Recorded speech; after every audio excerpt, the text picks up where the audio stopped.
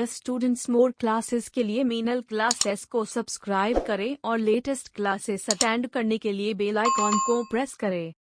इस वीडियो को like, share और कमेंट्स करना ना भूलें।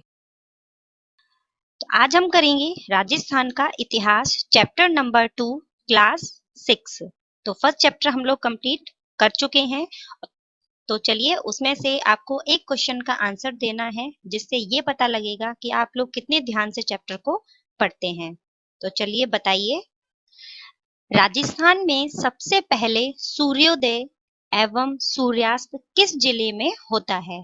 दोबारा सुनिए, राजस्थान में सबसे पहले सूर्योदय एवं सूर्यास्त किस जिले में होता है? कमेंट बॉक्स में इसका आंसर आपको देना है कि कौन कौन इतने अच्छे तरीके से इनको पढ़ता है। बाकी आप लोग बोलते हैं कि मैम जल्दी से करवाइए, इस चैप्टर को करवाइए। अब मैं आप देखूंगी कि आप लोग कितने अच्छे तरीके से चैप्टर को सुनते हैं, ठीक है? तो कई बार ये चीजें रिवाइज होती रहेंगी, तो आप लोगों को ये चीजें जो है वो अभी याद होती जाएंगी पढ़ते पढ़ते। एक चैप्टर में मैं आप लोगों को बहुत अच्छे से पढ़ाऊंगी, वहां आपको याद होगी। क्वेश्चन आंसर जब हम करेंगे वहां याद होगी, और एक बार और आप लोग रिवाइज कर लेंगे तो ये चीजें आपको बिल्कुल अपनी लगने लगेंगी, किसी को भी कोई भी प्रॉब्लम नहीं आएगी, ठीक है? तो एक बात और, जो कि लास्ट वीडियो में भी मैंने आप लोगों को स्टार्टिंग में ही बता दिया था कि ये आपकी न्यू बुक है जो कि आपकी स्कूल्स में चल रही हैं। इसके अलावा जो 6 से लेकर 10 तक की आरबीएससी की हम बुक कर चुके हैं, उसको आपको भूलना नहीं है, बार बार रिवाइज करते रहना है, आपके एग्जाम के लिए बहुत ज्यादा जरूरी है, ठीक है? और 6 से लेकर 12 तक हम लोग कंप्लीट करेंगे, क्योंकि आपके सेकंड ग्रेड के एग्जाम में तो ये सब काम में आएगा ही। यहाँ तक कि फर्स्ट ग्रेड का भी आप लोग फॉर्म डालेंगे तो वहां पर भी यही चीज आपके काम आने वाली है। तो एक भी बच्चा इग्नोर नहीं कर सकता है इनको, ठीक है? तो ये चीज आप बिल्कुल दिमाग में बिठा लें कि आपको तैयारी जो है वो इसी तरीके से करनी है। वाकई में आपको अगर जॉब पानी है तो जो बच्चे रीट के भरोसे बैठे हैं कि रीट का रिजल्ट जब आएगा, जब हम स्टार्ट करेंगे, ऐसा नहीं करना है।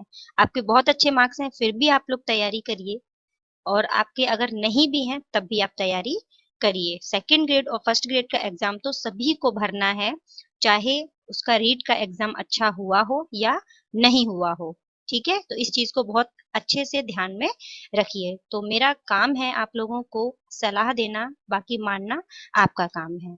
तो चलिए स्टार्ट करते हैं चैप्टर नंबर 2, राजस्थान का इतिहास। तो देखिए, चीजें आपको यहाँ पर बहुत अच्छे से समझ में आएंगी, बहुत ही अच्छे तरीके से हम लोग पढ़ेंगे। चित्तौड़गढ़ जिले के छोटे से गांव भाटोली का छात्र कौन है? रमेश दीवार पर लगे राजस्थान के मानचित्र को ध्यान से देख रहा था। उसने अपने शिक्षक से प्रश्न किया। क्या किया? कि सर, हमारे राज्य का नाम राजस्थान है, तो हमारे क्षेत्र को मेवाड़ क्यों कहते हैं? मेरे मामा जोधपुर रहते हैं, पर वो कहते हैं कि हम मारवाड़ में रहते हैं, ऐसा क्यों? तो इन चीजों से आपको पता लगा होगा कि जो रमेश है उसको ज्ञान नहीं है कि मेवाड़ जो है प्राचीन नाम था, मारवाड़ जो है वह भी प्राचीन नाम था, जो कि आजकल हम इनको जिलों में देखते हैं, ठीक है? तो ये क्षेत्र के नाम हुआ करते थे, तो रमेश इस चीज को नहीं जानता था।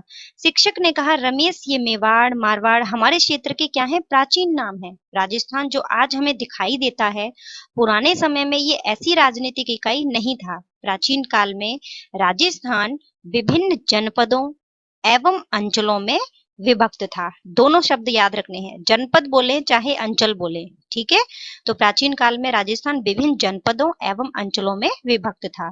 ये जनपद एवं अंचल भौगोलिक स्थान अथवा वहां रहने वाली जाति के नाम से जाने जाते थे, जैसे जांगल, मरु, अर्जुनायन, शिवी, मेवात, हांडोती। तो ये क्या है? ये जनपद है, अंचल है, भौगोलिक स्थान के नाम है जो कि वहां रहने वाली जाति के नाम से पड़े, ठीक है? तो बिल्कुल जांगल नाम जो है वो आपने सुना है, मरु नाम भी सुना है, अर्जुनायन ये नहीं सुना होगा तो आपको पता होना चाहिए, जांगल, मरु, अर्जुनायन, शिवी, मेवात, हांडोती, ठीक है? तो ये सभी वहां रहने वाली जातियों के नाम से या भौगोलिक स्थान के नाम से जाने गए। क्या आपके मन में भी ऐसे प्रश्न आते हैं? यदि हाँ, तो अपने शिक्षक के साथ चर्चा कीजिए एवं अपने क्षेत्र के प्राचीन नाम को जानिए। तो ये बच्चों से क्वेश्चन जो है वह है कहा जा रहा है।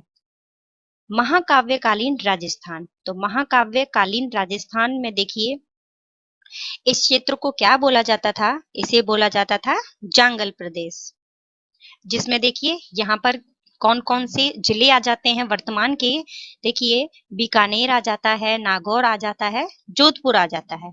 ठीक है, तो जिनको मैप भी याद नहीं है उनको भी धीरे धीरे करके जो है वह मैप याद होने लग जाएगा। ठीक है, यहाँ पर क्या है, बीकानेर है, यहाँ पर नागौर है और यहाँ पर क्या है, जोधपुर है। तो इन तीनों को मिलाकर ही जांगल प्रदेश कहा गया, जिसकी राजधानी जो है वह उस वक्त अहिछत्रपुर थी। ठीक है, और ये देखिए ये क्या है, मरुकांतर। क्या है ये, मरुकांतर। तो यहाँ पर अगर देखें तो कौन कौन से जिले आ जाएंगे, देखिए जो पश्चिमी साइड के बीकानेर आ जाएगा, जैसलमेर आ जाएगा, बाड़मेर आ जाएगा, ठीक है, गंगानगर आ जाएगा, चूरू आ जाएगा और नागौर आ जाएगा। तो ये प्राचीन मरु प्रदेश या मरुकांतर कहा जाता है। मत्स्य की यदि बात करें तो यहाँ पर जो है जिले आ जाते हैं जयपुर, अलवर, ठीक है, और सूरसेन जो जनपद है इसमें भरतपुर, धौलपुर, करौली ये आ जाते हैं। चलिए धीरे धीरे करके ये चीजें आपको याद होती रहेंगी। प्राचीन भारत में आर्यों ने छोटी छोटी बस्तियों को मिलाकर अपने अपने राज्य या जनपदों का निर्माण आरंभ किया। महाभारत एवं संहिता ग्रंथों में राजस्थान के कई जनपदों का उल्लेख मिलता है। किस किस का उल्लेख मिलता है, चलिए देखते हैं। सबसे पहले है मरु प्रदेश। ऋग्वेद सहित हमारे पौराणिक ग्रंथों रामायण, चरक संहिता, महाभारत एवं बृहद संहिता में मरु प्रदेश का वर्णन मिलता है। तो देखिए ऋग्वेद में मिलता है, रामायण में मिलता है, चरक संहिता में मिलता है, महाभारत में मिलता है और बृहद संहिता में मिलता है। मरु प्रदेश आर्यों का प्रारंभिक जनतंत्र था, जिसमें वर्तमान के बीकानेर, नागौर, चूरू, गंगानगर, जैसलमेर और बाड़मेर के कुछ भाग आते हैं। ठीक है, तो ये मैंने आपको पहले ही बता दिया था कि बीकानेर, नागौर, चूरू, गंगानगर, जैसलमेर और बाड़मेर ये किसमें आ जाएंगे, मरु प्रदेश में आ जाएंगे। कालांतर में इस क्षेत्र में कुछ विस्तार के साथ कुरु, मद्र तथा जांगल नामक जनपदों का भी निर्माण हुआ। नेक्स्ट देखिए जांगल प्रदेश। याद रखना है कि मरु प्रदेश का उल्लेख हमें किसमें मिलता है, रामायण, चरक संहिता, महाभारत और बृहद संहिता में। और इसमें कौन कौन से क्षेत्र आ जाते हैं, बीकानेर, नागौर, चूरू, गंगानगर, जैसलमेर और बाड़मेर।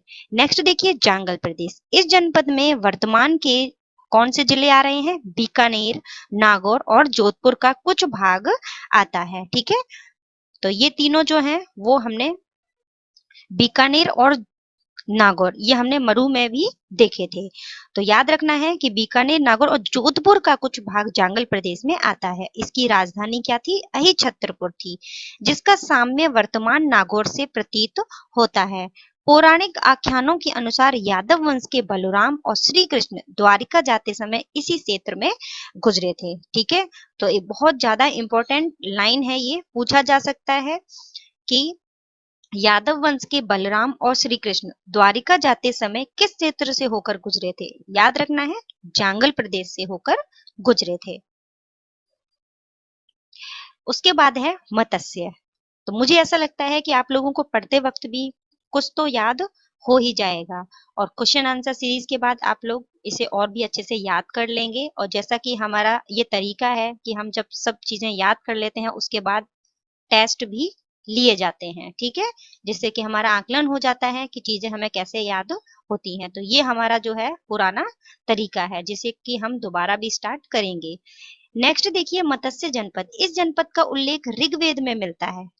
महाभारत में मत्स्य जनपद की राजधानी विराटनगर या बैराट थी। तो देखिए 6th क्लास का सेकंड चैप्टर जहां आपके ये क्वेश्चन आया हुआ था, जो कि लास्ट ईयर जब रीट का एग्जाम हुआ था 2018 में, वहां ये क्वेश्चन आया था। महाभारत में मत्स्य जनपद की राजधानी क्या थी, बैराट थी, विराटनगर थी। यह जनपद अलवर और जयपुर के बीच में स्थित है। इस स्थान का वर्णन चीनी यात्री वैन ज़ुआंग ने किया था। ठीक है, अब देखिए कितनी इंपॉर्टेंट लाइन है जो कि आपको ढूंढने से भी नहीं मिलेगी। और कहां पर मिलेगी आपको, ये आपको मिलेगी 6th क्लास की बुक में। तो देखिए माध्यमिक शिक्षा बोर्ड की बुक जो है वो कितनी ज्यादा इंपॉर्टेंट रहती हैं। तो इस स्थान का वर्णन मत्स्य जो है स्थान का वर्णन चीनी यात्री हुएनचांग ने भी किया था। नेक्स्ट देखिए मौर्योत्तर कालीन राजस्थान। तो मौर्योत्तर कालीन राजस्थान में देखिए योदेह, अर्जुनायन, मालव और शिवी। हम लोग आगे पढ़ेंगे कि जब सिकंदर का आक्रमण होता है तो उसके समय पंजाब से बहुत सारी जो जातियां हैं वो राजस्थान में आकर बसती हैं, ठीक है। तो उसमें मालव, शिवी और अर्जुनायन ये जो है प्रमुख रहती हैं। सबसे पहले क्या है, सूरसेन जनपद, इसकी राजधानी जो है वो क्या रहेगी, मथुरा। राजस्थान के भरतपुर, धौलपुर और करौली के अधिकतर भूभाग प्राचीन सूरसेन जनपद में सम्मिलित थे। तो सूरसेन जनपद में आने वाले कौन से जिले हैं, भरतपुर, धौलपुर और करौली। इस जनपद की राजधानी क्या थी, मथुरा। 4वीं शताब्दी ईसा पूर्व के यूनानी लेखकों ने सिकंदर के समय में सूरसेन या सौरसेन का उल्लेख किया है। बयाना प्रशस्ति में भी सूरसेन नामक राजवंश का वर्णन मिलता है। तो इंपॉर्टेंट लाइन है ये वाली कि सूरसेन नामक राजवंश का वर्णन जो है किस प्रशस्ति में मिलता है, ठीक है, किसमें मिलता है, बयाना प्रशस्ति में। सिकंदर के आक्रमण के बाद अपनी स्वतंत्रता को सुरक्षित रखने को उत्सुक पंजाब और टक्क की कुछ जातियां राजस्थान में आकर बस गईं। तो मैंने आपको बताया था कि सिकंदर का जब आक्रमण हुआ था तो अपने को सुरक्षित करने के लिए बहुत सारी जातियां आईं और राजस्थान में आकर बस गईं। इनमें अपने साहस और शौर्य के लिए प्रसिद्ध मालव, शिवी और अर्जुनायन ये जातियां जो थी वो प्रमुख थी। नेक्स्ट देखिए शिवी। आधुनिक उदयपुर के पूर्व, पश्चिम तथा उत्तर का संभागीय प्रदेश में शिवी जाति ने आधिपत्य स्थापित किया, इसलिए यह शिवी जनपद के नाम से जाना जाता था। इसकी राजधानी क्या थी, मच्छमिका या माध्यमिका, जिसके अवशेष चित्तौड़गढ़ के पास नगरी नामक गांव में मिलते हैं। इस भूभाग को मेदपाड़ यानी मेवाड़ तथा प्रागवाट भी कहा जाता है। तो याद रखना है कि शिवी जो है इसकी राजधानी क्या थी, माध्यमिका, या दूसरा नाम क्या है, मच्छमिका, ठीक है। और इसके अवशेष जो है वह है चित्तौड़गढ़ के पास नगरी नामक गांव में मिलते हैं। इस भूभाग को हम मेवाड़ भी कहते हैं, मेदपाट भी कहते हैं या प्रागवाट भी कहते हैं। तो देखिए हमने अभी मैप में ही देखा था, ये देखिए यहाँ पर चित्तौड़गढ़ साइड में क्या है, शिवी, यहाँ पर आकर ये जाति बसी थी। नेक्स्ट देखिए अर्जुनायन। भरतपुर अलवर प्रांत के अर्जुनायन अपनी विजयों के लिए प्रसिद्ध थे। अर्जुनायनों ने मालवों के साथ मिलकर विदेशी क्षत्रपों को परास्त किया था। तो जो ये अर्जुनायन थे ये कहाँ आकर बसे, भरतपुर और अलवर प्रांत में, ठीक है। तो अर्जुनायन ने मालवों के साथ मिलकर जो विदेशी थे क्षत्रप उनको क्या किया था, हराया था। नेक्स्ट देखिए मालव। मालवों की शक्ति का केंद्र जयपुर के निकट नगर था जो वर्तमान में टोंक जिले में स्थित है। कालांतर में ये अजमेर, टोंक एवं मेवाड़ क्षेत्र तक फैल गए। टोंक, प्रतापगढ़ एवं झालावाड़ का क्षेत्र मालव देश के अंतर्गत आता था। मालवों की दिग्विजय का यूप अभिलेख नांदसा भीलवाड़ा में लगा हुआ है। तो देखिए हमने एक बार दोबारा से देखा अभिलेख कौन सा है, यूप अभिलेख। तो मालवों की विजय का जो यूप अभिलेख है यह कहाँ है, नांदसा भीलवाड़ा में है, ठीक है, इस चीज को याद रखना है।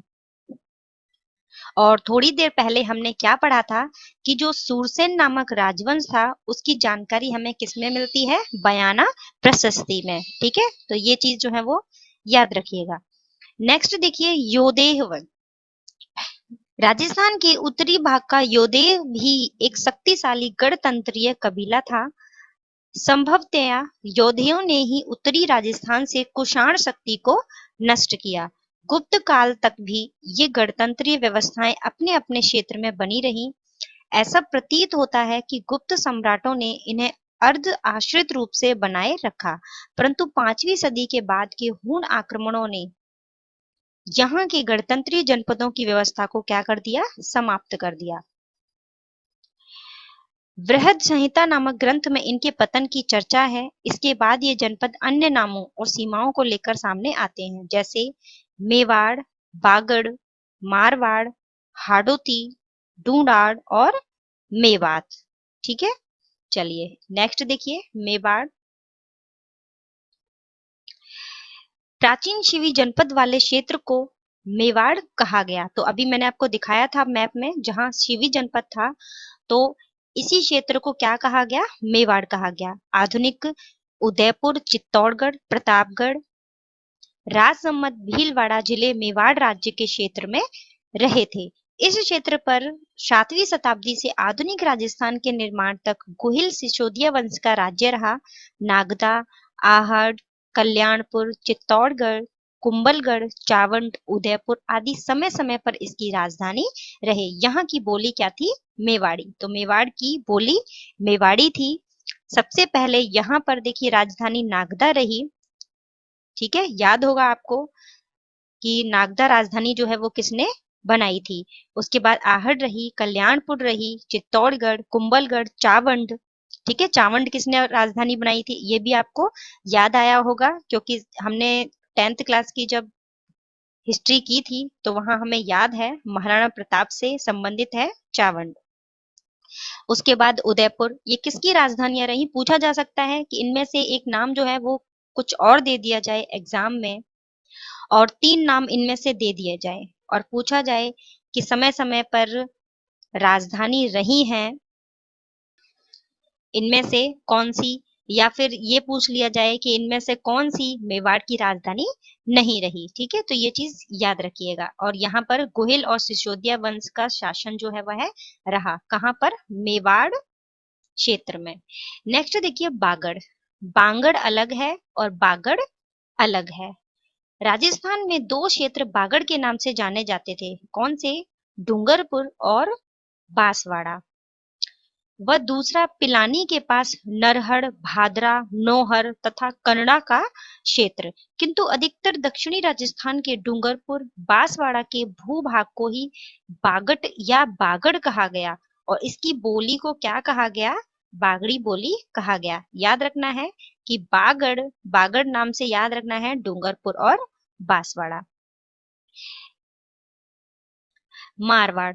प्राचीन मरु प्रदेश ही कालांतर में मारवाड़ कहलाया। तो हमने देखा था जब कि प्राचीन में जो मरु प्रदेश हमने देखा था, जिसमें हमने कौन कौन से क्षेत्र जो है वह देखे थे, तो वहां हमने देखे थे बीकानेर, बाड़मेर, जैसलमेर, गंगानगर, चूरू और नागौर। ठीक है, तो वही क्षेत्र जो है वो मारवाड़ कहलाया। प्राचीन मरु प्रदेश ही कालांतर में मारवाड़ कहलाया। 7वीं सदी में इसके मंडोर क्षेत्र पर गुर्जर प्रतिहारों ने शासन किया था। तो ये चीजें थोड़ी सी आपको माइंड में रखनी है कि जब हमने मेवाड़ की बात की थी तो हमने देखा वहां गोहिल और सिसोदिया वंश का राज्य रहा। मारवाड़ में हमने देखा कि यहाँ गुर्जर प्रतिहारों का शासन रहा। बाद में इस क्षेत्र पर राठौर वंश का आधिपत्य स्थापित हो गया। तो थोड़ा सा माइंड में ये चीज रखिएगा, आगे जाके आसानी रहेगी जब हम पढ़ेंगे राजवंश वहां पर। हाड़ौती। आधुनिक बूंदी कोटा का क्षेत्र हाड़ौती कहलाता है। प्राचीन काल में इस भूभाग पर जनजाति का आधिपत्य था। मीणा वंश का बूंदा के नाम पर ही बूंदी का नामकरण हुआ। कालांतर में चौहान वंश की हाड़ा शाखा ने इस क्षेत्र पर अधिकार कर लिया। तभी से इस भूभाग को, यहाँ की बोली को हाड़ौती कहा जाने लगा।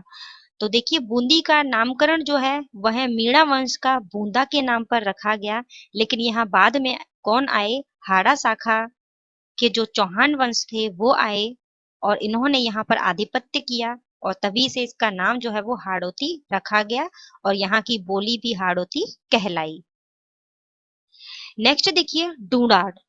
जयपुर और उसके आसपास का क्षेत्र क्या कहलाया? ढूंढाड़। ठीक है, 12वीं सदी में यहाँ पर देखिए कौन आए? यहाँ पर कछवाहा राजपूतों ने यहाँ की स्थानीय जनजाति के मीणा और बड़गुजर इन दोनों को हराया और अपने राजवंश की नींव डाली। इस क्षेत्र की भाषा ढूंढाड़ी कहलाई। तो क्षेत्र के नाम से ही वहां की बोली जो है वह जानी जाने लगी। ठीक है, और देखिए ढूंढाड़ में जो है सबसे पहले कौन रहते थे? मीणा रहते थे, बड़ गुर्जर रहते थे। इनको किसने हराया? इनको कछवाहा राजपूतों ने हराया। नेक्स्ट देखिए मेवात। अलवर भरतपुर का वह क्षेत्र जहां मेव जाति की अधिकता रही मेवात कहलाता है। मेवातियों का प्रसिद्ध नायक हसन खान मेवाती था, जो खानवा के युद्ध में राणा सांगा की ओर से बाबर के विरुद्ध लड़ता हुआ मारा गया था। ठीक है, कितनी इंपॉर्टेंट लाइन है कि हसन खान मेवाती, जो कि खानवा के युद्ध में राणा सांगा की ओर से बाबर के विरुद्ध लड़ता हुआ मारा गया। इन सब अंचलों के अतिरिक्त भी, अंचल यानी जनपद, इन सब अंचलों के अतिरिक्त भी जनपद की कुछ अन्य क्षेत्र जैसे जैसलमेर को माड़ या वल्ल, जोधपुर के दक्षिण भाग को गुर्जरत्रा, प्रतापगढ़ को कांठल, झालावाड़ का क्षेत्र मालवा, चूरू, झुंझुनू, सीकर वाला क्षेत्र शेखावाटी, व्यावर अजमेर का क्षेत्र मेरवाड़ा इसके नाम से जाना गया। राजस्थान और विभिन्न क्षेत्र भूगोल परिस्थितियों के फलस्वरूप अनेक बोलियों, वेशभूषा, व्यवहार और परंपराओं का धनी है।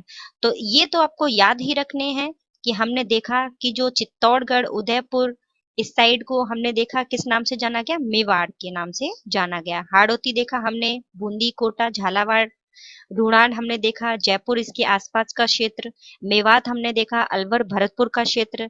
इसी तरीके से ये छोटी छोटी चीजें भी याद रखना है कि जैसलमेर को माड़ या वल्ल, जोधपुर के जो दक्षिणी भाग है उसको गुर्जरत्रा, प्रतापगढ़ को कांठल, झालावाड़ के क्षेत्र को मालवा और चूरू, झुंझुनू, सीकर को शेखावाटी क्षेत्र। ठीक है, इसके अलावा जो अजमेर व्यावर है इसको मेरवाड़ा के नाम से जाना गया। शिक्षक द्वारा अपनी बात समाप्त करते ही रमेश और उसके साथियों को ऐसा लगा कि वे राजस्थान के हर अंचल को समझ चुके हैं। तो शायद आप भी समझ गए होंगे। क्या आपको भी ऐसा लगता है? तो देखिए, हमने एक मैप जो है वो ऊपर थोड़ा सा छोड़ दिया था, चलिए इसको देखते हैं। अब आपको ये मैप जो है वो भी समझ में आ रहा होगा। ये देखिए, शेखावाटी क्षेत्र है जिसमें कौन कौन से क्षेत्र आते हैं हमने अभी पढ़े। इसमें देखिए चूरू, सीकर, झुंझुनू, ठीक है, तो ये शेखावाटी क्षेत्र के अंतर्गत आते हैं। और देखिए, जो अलवर भरतपुर साइड है इसको हम मेवात के नाम से जानते हैं। और ढूंढाड़ के बारे में हमने पढ़ा कि यहाँ पर जयपुर और उसके आसपास का क्षेत्र जो है वह ढूंढाड़ के नाम से जाना जाता था। हांडोती देखिए, दक्षिणी भाग जो है राजस्थान का, कोटा, बूंदी, बारा, झालावाड़ इस नाम से जाना गया। मेवाड़ क्षेत्र हमने देख लिया था कि यह उदयपुर, चित्तौड़गढ़, ठीक है, कुंभलगढ़, राजसमंद इस क्षेत्र को मेवाड़ क्षेत्र के नाम से जाना गया। बागड़ जो है यह डूंगरपुर और बांसवाड़ा के क्षेत्र को जाना गया। उसी तरीके से देखिए, माड़ जो है वो जैसलमेर, हमने देखा जैसलमेर को माड़ के नाम से भी जाना जाता है। और मारवाड़, तो मारवाड़ में देखिए जोधपुर, बीकानेर, बाड़मेर, तो ये सभी आ जाते हैं। ठीक है, और एक हमने और देखा था यहाँ पर जो नहीं है वो क्या है, मेरवाड़ा देखा था हमने। ब्यावर और अजमेर जो है उसे मेरवाड़ा क्षेत्र के नाम से जाना गया। और ठीक है, तो ये चीज मैंने आप लोगों को यहाँ पर दोबारा से बता दी, तो ये चीज आप लोग बहुत अच्छे से याद रखिएगा। और इसके अलावा हमने देखा कि जो मेवाड़ क्षेत्र था वहां पर कौन रह रहे थे पहले, गोहिल और सिसोदिया वंश जो हैं वो यहाँ पर आकर इन्होंने अपना शासन किया था। ठीक है, और हाड़ा शासकों के बारे में हमने पढ़ा, यहाँ हांडोती क्षेत्र में रहे। और मीणा और बड़ गुर्जर को हराकर यहाँ पर कौन आ गए थे, कछवाहा वंश के शासक जो थे वो आ गए थे। ठीक है, चलिए, तो हमने ये चैप्टर जो है वह पढ़ लिया है। अब हम अंत में देखेंगे इसकी शब्दावली। अंचल, अंचल क्या है, क्षेत्र, जिसे हम जनपद भी कह रहे थे। ऋग्वेद प्राचीन ग्रंथ है और सबसे पहला वेद है। क्षत्रप क्या है, जो हमने एक शब्द पढ़ा क्षत्रप, प्रांत का मुखिया या राज्यपाल। भारत में शक जाति के शासकों हेतु प्रयुक्त किया जाता था यह क्षत्रप शब्द। अब देखिए इसके अभ्यास प्रश्न। मत्स्य जनपद की राजधानी थी, तो आप ही बताइए इसका सही आंसर क्या होगा। मथुरा, अहिछत्रपुर, विराटनगर या बागौर। तो क्या पढ़ा हमने कि मत्स्य जनपद की राजधानी जो थी वह क्या थी, विराटनगर या बैराट। कोटा बूंदी वाला क्षेत्र कहलाता था, क्या कहलाता था, हांडोती, जांगल, मरु या मेवात। कोई भी बच्चा क्वेश्चन को गलत नहीं करेगा, बहुत ज्यादा अच्छे तरीके से मैंने मैप के द्वारा और आपको एक एक लाइन जो है वह भी अच्छे से डिफाइन कर दी थी। कोटा और बूंदी जो है क्या कहलाता था, हांडोती का क्षेत्र। व्यावर और अजमेर का क्षेत्र डैश के नाम से जाना जाता था। तो फटाफट से सोचिए, अभी अभी हमने क्या पढ़ा कि व्यावर और अजमेर का क्षेत्र क्या कहलाता था, मेरवाड़ा कहलाता था। जयपुर एवं उसके आसपास के क्षेत्र की भाषा कहलाती थी। तो इस क्षेत्र को क्या कहते थे, जयपुर और उसके आसपास का क्षेत्र की क्या कहलाता था, वो कहलाता था डूडाड़। तो भाषा कौन सी होगी, डूडाड़ी। ठीक है। नेक्स्ट देखिए, अति लघु उत्तरात्मक प्रश्न, महाभारत कालीन किन्हीं दो जनपदों के नाम बताइए। तो अब इसका आंसर जो है वो आपको सोचना है। महाभारत कालीन किन्हीं दो जनपदों के नाम बताइए। बहुत सारे जनपद के नाम हमने पढ़े और अब आप सोचिए किसका सही आंसर क्या होगा। नेक्स्ट, शेखावटी में कौन कौन से जिले आते हैं, तो इसको भी हम बहुत अच्छे से जान गए हैं, चूरू, सीकर और झुंझुनू। हसन खान मेवाती कौन था, तो मेव जाति का जो नायक था वो कौन था, हसन खान मेवाती था। और इसके बारे में हमने एक और लाइन पढ़ी थी कि जो कि राणा सांगा की ओर से लड़ता हुआ खानवा के युद्ध में मारा भी गया था। ठीक है। तो चलिए, बाकी इसके बाद लघु उत्तरात्मक प्रश्न हैं, ये थोड़े से बड़े हैं लेकिन डिटेल जो है वो हम लोग पढ़ चुके हैं। 5वीं सदी के बाद राजस्थान के गणतंत्रीय जनपदों की व्यवस्था समाप्त क्यों हो गई थी, किन्हीं 3 जनपद या अंचलों के बारे में लिखिए। तो बहुत अच्छे से हमने इस चैप्टर को कंप्लीट किया है। नेक्स्ट वीडियो में एक क्वेश्चन जो है वो आपके लिए लेकर आऊंगी इसी चैप्टर से संबंधित। तो इसी चैप्टर को आपको केवल 2 बार पढ़िएगा, आपको ये चीजें बहुत अच्छे से क्लियर हो जाएंगी। चलिए मिलते हैं नेक्स्ट वीडियो में चैप्टर 3 के साथ। रेगुलर हम लोग चैप्टर जो है वो कंप्लीट करेंगे और आप लोग भी रेगुलर पढ़ाई करते रहिएगा। और बार बार कहती हूँ कि 6 से 10 तक की जो आरपीएससी हमने कंप्लीट कर ली है उसको छोड़ना नहीं है, बार बार रिवाइज करना है, वरना आप लोग इस चीज को भूल जाएंगे। मिलते हैं नेक्स्ट वीडियो में। Thank you.